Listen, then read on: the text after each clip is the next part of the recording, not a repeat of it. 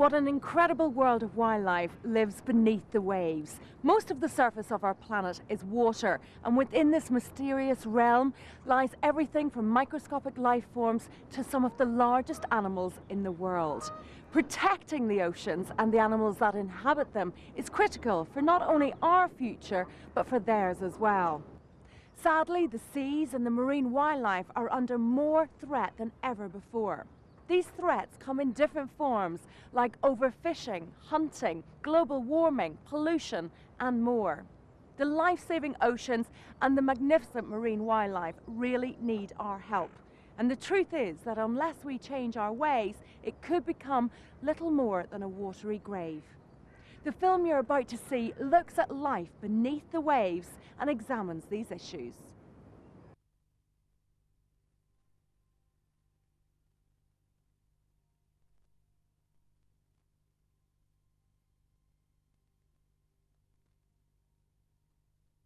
Half of the water in the oceans was already inside Earth when it was formed around 4.5 billion years ago as a fiery burning planet. As it cooled, steam was released, causing the longest rainstorm ever, lasting for thousands of years. About half of the Earth's water came from thousands of comets made of rock and ice crashing into the Earth's surface. Scientists tell us life evolved in the oceans from primitive cells created more than 1 billion years ago.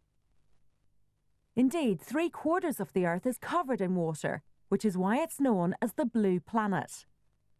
The oceans are always changing and moving. The Red Sea gets wider by 2 centimetres every year. In about 10 million years, a vast area of East Africa will have flooded to form a new sea.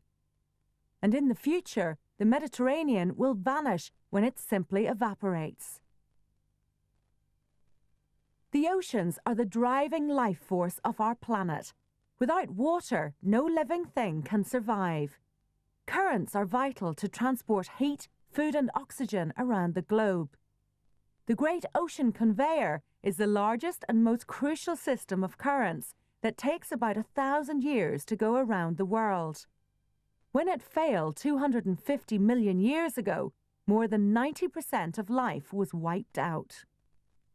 Our oceans are home to an incredible collection of plants and animals, ranging from microscopic plankton to the world's largest creature, the blue whale.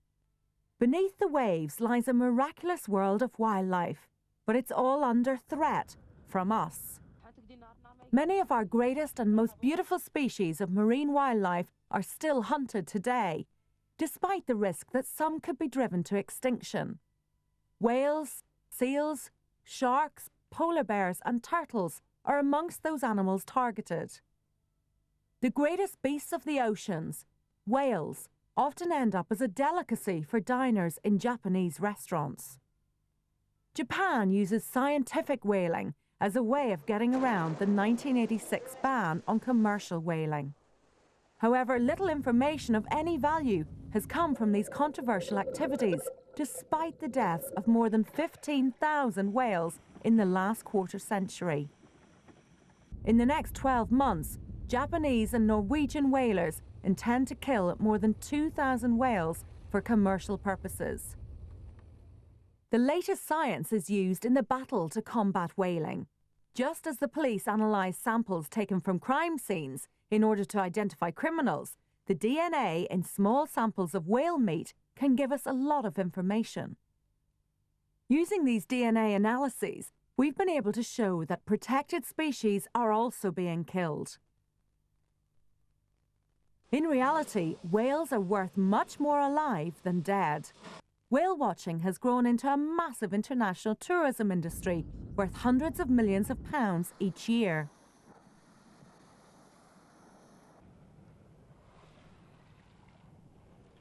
Another member of the marine family that's under threat, thanks to exotic dining habits, is the shark. More than 100 million sharks are killed each year, many of them just for their fins, to make the highly priced shark's fin soup. It's perhaps hardly surprising that in 2008, 9 new species of sharks were added to the official list of animals at global risk of extinction. Seal flippers can also end up on the dinner table, but most seals are killed for their fur. The Canadian government reports that 98% of the money from sealing is for the fur from baby seal pups, aged between 2 weeks and 3 months. These fur pelts are made into non-essential luxury items such as fur coats and other garments. Hundreds of thousands of seals are hunted each year. Hunting takes place in countries around the world, including Canada, Russia, Greenland, Norway, and Namibia. Canada is responsible for the largest marine mammal hunt in the world. Recently, more than 1 million harp seals were killed in just 3 years. Scientists warn that the number of seals being killed in Canada cannot be sustained by the population, which is in decline. There is a high risk that the seal population will be depleted by up to 70% over the next 15 years. The seals are either beaten to death with clubs called hacker picks or shot. Up to half of those that are shot in water are never recovered. In the past, seals have been blamed for the collapse of fish stocks, but now it is accepted that overfishing and failures in fisheries management were the problem. The commercial hunt has been widely condemned internationally, and even the majority of Canadians are opposed to it. Many governments around the world are now acting to implement bans on the importation of seal products. They say they do not want to be involved in a cruel, unsustainable, wasteful and unethical hunt. Apart from hunting, seals and other marine mammals face other serious threats. Scientists warn that the very survival of harp seals like this little chap and other species such as polar bears may be put at risk by global warming. It is destroying the ice, which is essential for harp seals when giving birth. Without these ice nurseries, the pups cannot survive. If mothers are forced to give birth in water, the pups die. If the ice is melting and breaking up, the pups are unable to feed and still perish.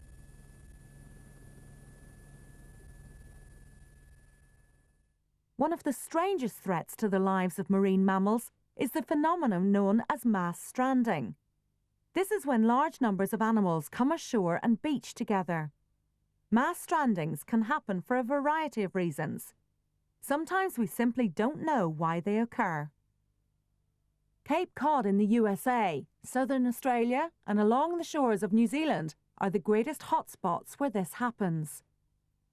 IFAW's Cape Cod Stranding Network responds to more than 200 strandings every year, including mass strandings. In recent years, 15 species of whales and 5 species of seals have stranded there. When possible, the team prevents strandings from happening in the first place. When a group of whales or dolphins is discovered swimming dangerously close to shore, the team takes to the water in small boats.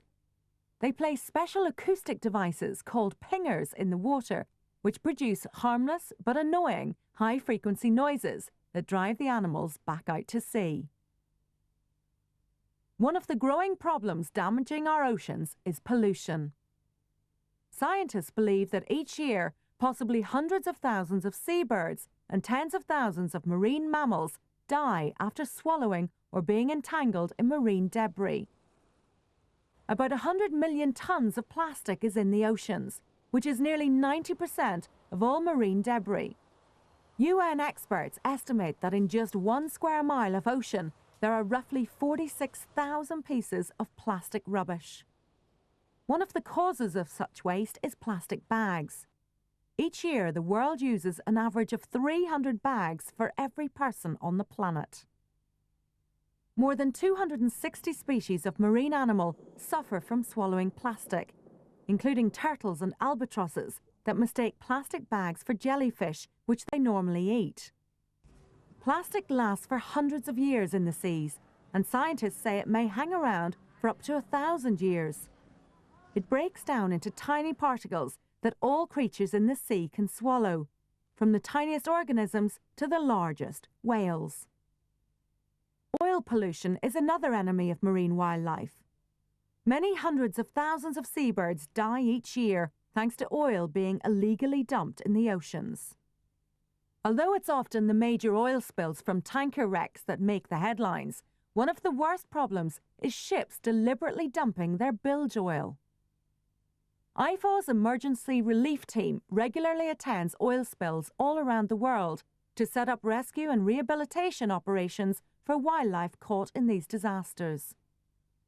The seas are not just a dirty place, they can be a very noisy place too. Man-made noise pollution is also a serious threat to many marine organisms. Whales, dolphins and other species can suffer serious effects disturbing their behaviour. Sometimes it can lead to serious injury or death. Scientists are working to understand the consequences of this noise pollution and investigating how the effects on marine life can be reduced and regulated. IFAW's research vessel, Song of the Whale, is at the cutting edge of this kind of work. For more than 20 years, she has travelled the world providing a unique platform for marine research and education. Studies by the team on whales and other marine animals play an important role in their conservation and protection. Key to this is an understanding of their distribution, numbers and raising awareness of the threats they face, such as underwater noise.